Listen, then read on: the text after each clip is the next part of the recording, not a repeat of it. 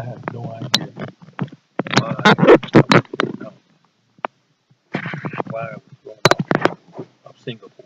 Well, we already got the answer. But Malana said people are sick of seeing you. People are tired of seeing you around. But what I'm doing a juxtaposition. I believe I'm more intelligent. Well, a lot of central intelligence agencies. I believe I'm gifted with a higher intellect that they can imagine, but it's hard for them to achieve. And that is, you know, when you have a prolific culture with images of Bradley Cooper, um, Kevin, I'm going to mention names, but really Anglo-Celtic names. Names like Christian Bale. I got to stay on Rob Lowe. I'm trying to go on and on. The days of old would be Robert Redford, but now contemporary time. Chris Pine. You know, what other name? Justin Bieber, Justin Timberlake, Chris Hemsworth, the other Hemsworth, and, Elijah Wood, and others. All in all, that the names and images of cinema are mostly Anglo-Celtic ancestry, English, Irish, Scottish, or they are Semitic, the Jewish ancestry. So that being said, in that imagery that is proliferate throughout the globe, that we are to orient ourselves and look up to those images. What people that look like myself, we don't even stand a chance. So even in Asiatic cultures, even though they have people that are dark, Southeast Asia, things like that, Asia with my type of nose. Some Chinese have bigger noses than I do, broader noses than I do, but they have the white Cantonese skin. They're Asiatic, they're Chinese, so they're acceptable. They are of the land. I'm not.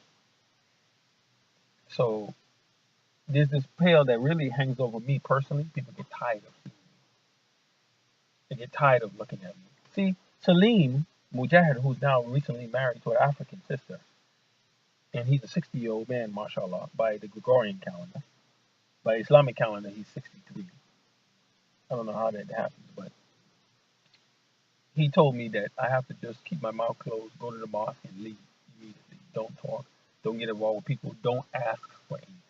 He told me that. He told me he knows things about me. He has spiritual insight on things about me that are world changing, that are very powerful, that I don't even know my capabilities and potential.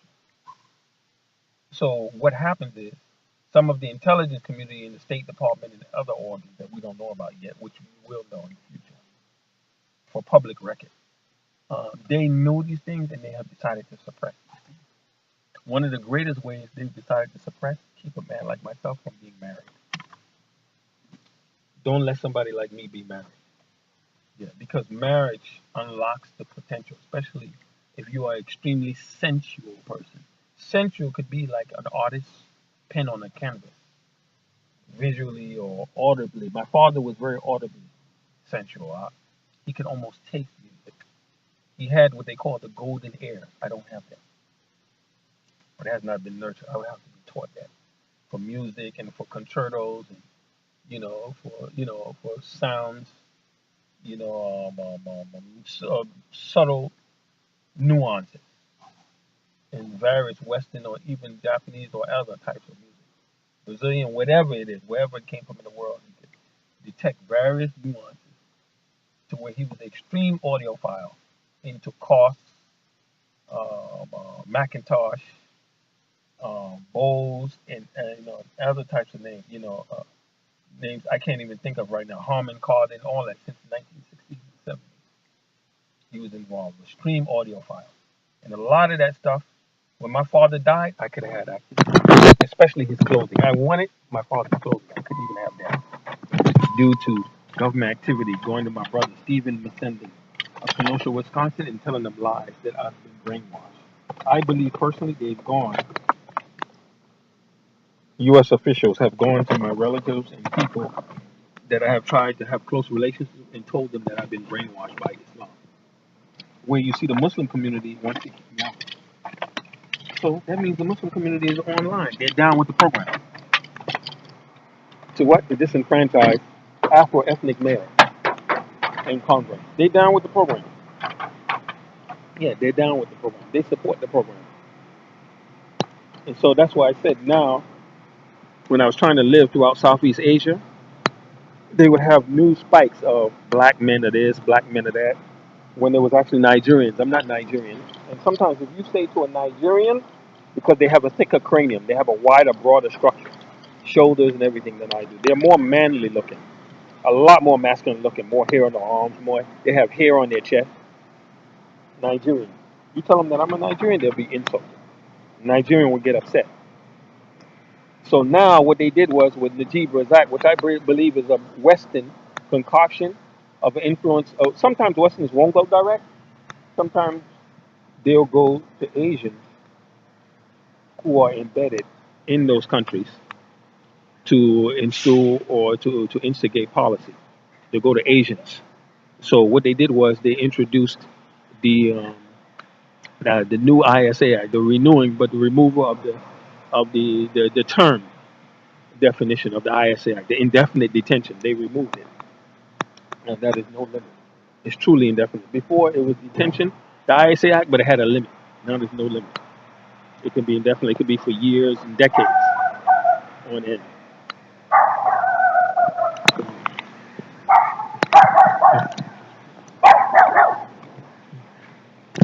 So the ISA Act. Now that would be a prelude to what? First, first you keep me in a position where I'm perpetually kept as a suspect, and then perpetual suspects then won't want to go to those countries.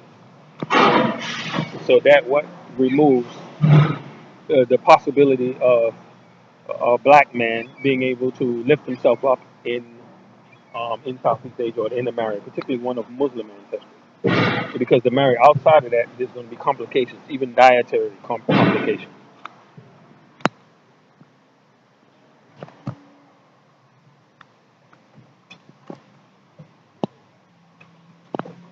Thank you, dear. Thank you.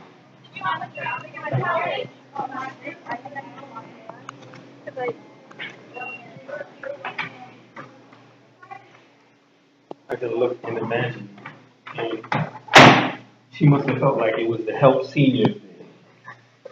Because I'm almost 3 times the age of those young people. 3 times their age. And going nowhere. One intelligence officer in the United Arab Emirates who was a friend of mine. In fact, he was a friend of mine because I was forced by others in the Muslim community to make it. You see, what happened was I always pleaded for self-sufficiency of the fellow Muslims. I always pleaded for that, for them to help me get the tools for self-sufficient, for release from the bondage of poverty. I always pleaded for that, and they would never incline, particularly Afro-ethnics. I didn't know that. They would never incline to help us towards that end. Never. Some people never wanted to see that. To see an inferior, become their peer. People never wanted that. I had to learn the hard way. I had to learn the real hard way. And I got tortured, I got brutalized. So what happened is a possibility that what you just heard this morning from the Molana, it happened on the international level. That there were people, particularly Muslims, because Mrs. Alvarez, she's a staunch Catholic, and she's homeless. This woman is not a Negro. She's a woman that looks like a European, but Hispanic, Latino, of a good bloodline from Chihuahua, and her husband is from Jalisco. They are both living in the streets, or very rough shelters in San Francisco, and I have to go back to help them. The only way I could help them, as people of faith, they're staunch Christians. The only way I can help them is to become a truck driver, to become an owner-operator of a dump truck, particularly an end dump, or to hopefully own the tractor unit, which there is a company called Caledonia Diesel which is out of upstate New York, Caledonia Diesel.